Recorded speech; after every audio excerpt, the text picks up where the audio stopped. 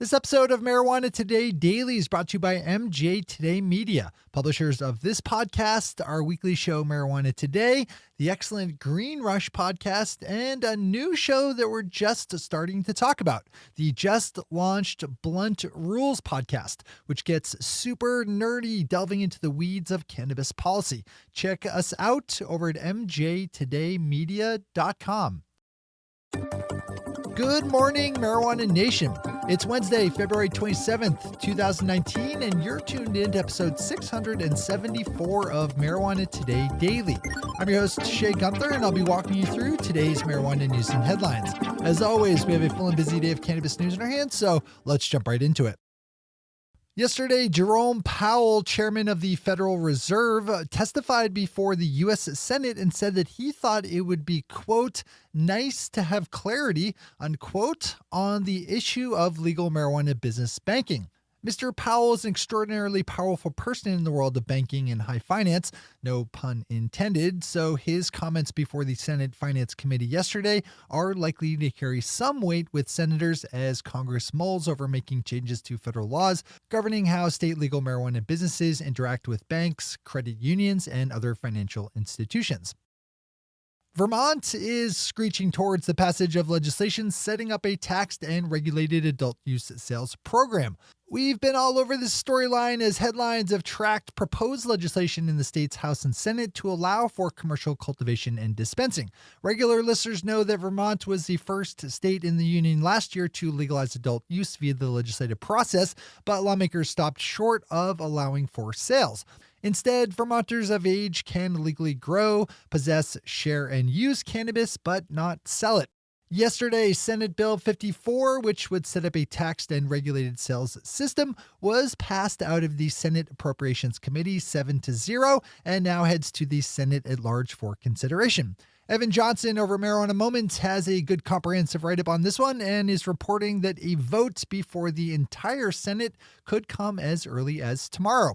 Not a bad story to click over to for the full read.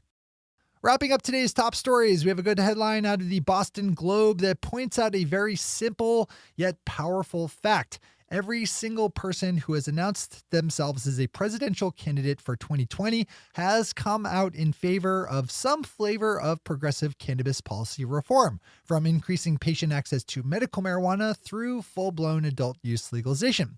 That's kind of a big deal in a world where just a presidential cycle or two ago, the very idea of marijuana reform was treated as a joke, and not too long before that as an untouchable taboo.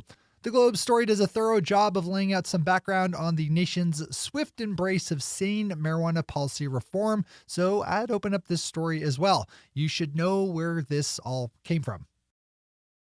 Those are our top stories for today. It's time for Marijuana Today Daily Headlines Blitz.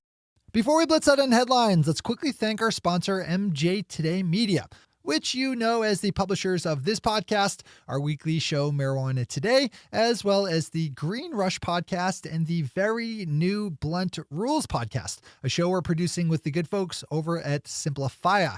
The Blunt Rules is just one episode old with some new shows coming out this week and stars Marijuana Today regular Andrew Livingston and my friend Jordan Wellington, Simplifya's Chief Compliance Officer and founder. Sponsoring MJ Today Media shows is the best way to reach the best audience in legal cannabis. If you need to reach CEOs, dispensary owners, lead cultivators, investors, and other decision makers in legal marijuana, then there's no more cost-effective way to do that than by sponsoring our podcasts, which are listened to by tens of thousands of people every month who are likely to either be in the industry or working to get in.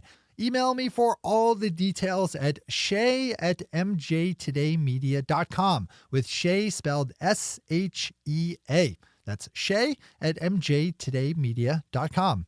All right, time for the blitz. The Federal News Network has an interesting story that I thought worthy of a spot today, looking at the conflict between owning stock in a legal cannabis company and maintaining a federal security clearance. They are reporting that the Department of Defense holds that owning a legal cannabis stock is considered the same as being involved in drug-related crime and could lead to a loss of clearance. If that's a concern in your world, this is not a bad one to follow up on. Dr. Sue Sisley, a noted researcher in the world of legal cannabis, has reportedly wrapped up her FDA-approved study on treating military veterans living with PTSD using medical cannabis.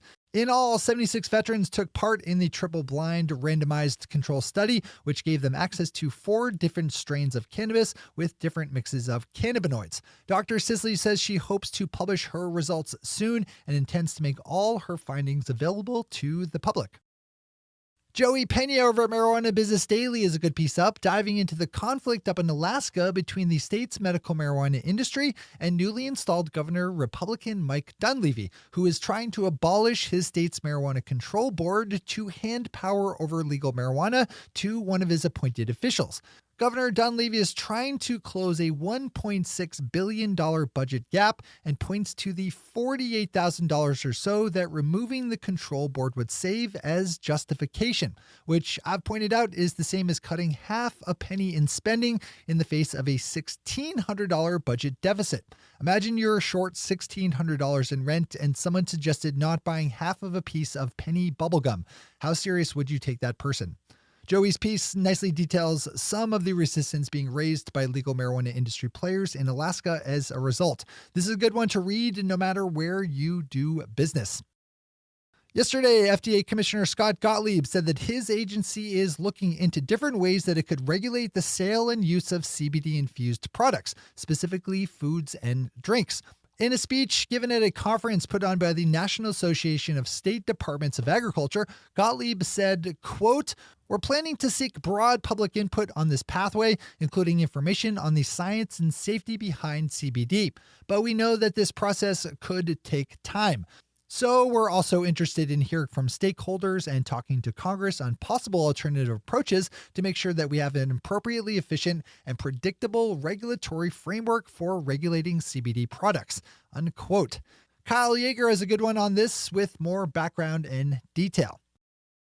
Kyle grabs another spot with a pickup of news out of New York, where yesterday Governor Andrew Cuomo and New York City Mayor Bill de Blasio announced a plan to eventually use marijuana tax revenue to help fund the operations of the Metropolitan Transportation Authority, which operates the New York City subway as well as a large number of bus and train routes.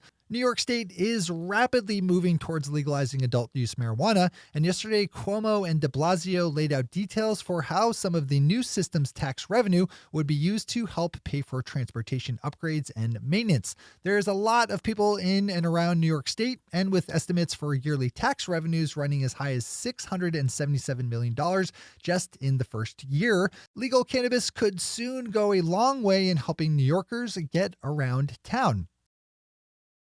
David Bienstock over at Leafly has a good longer form piece up with a detailed blow-by-blow account of why former Vice President Joe Biden was just terrible when it came to the war on drugs. As a U.S. Senator, Biden was a leading rabid prohibitionist lawmaker, introducing legislation imposing draconian prison sentences on drug law offenders, and even coming up with the concept of the U.S. drug czar in the first place back in the 80s. Biden hasn't yet announced as a 2020 candidate for president, but if he does, this is not a bad set of facts to keep in mind, as he's never really come out and properly come to terms with his history as a drug warrior. I would say that's kind of important these days. And finally for today, Matt Lamers over Marijuana Business Daily is reporting that licensed Canadian marijuana provider Aurora Cannabis has been fully licensed to grow cannabis out of an 800,000 square foot greenhouse that's been under construction for the past 2 years. The $113 million facility is one of 3 massive cultivation centers Aurora is currently building that will collectively be capable of churning out more than 850,000 pounds of flower per year when complete. Those are the headlines and news for the day. I'll be back with you again tomorrow morning with another information-packed episode of Marijuana Today Daily. But in the meantime, if you have any stories to share or feedback to give, zip us an email to headlines@mjtodaydaily.com. And while you're clicking around the interwebs, swing over to our Twitter account at mjtodaydaily and visit our website at mjtodaydaily.com to find links to all the news we cover. Thanks to our sponsor, MJ Today Media, and to all of our awesome Patreon listeners for the support that makes this show possible. To join the illustrious ranks of the Patreon listeners yourself, swing over to our website at mjtodaydaily.com and click on that big blue button at the top of the page that says Become a Patron. I'm your host, Shay Gunther. Thanks for tuning and starting your day with marijuana today. Today.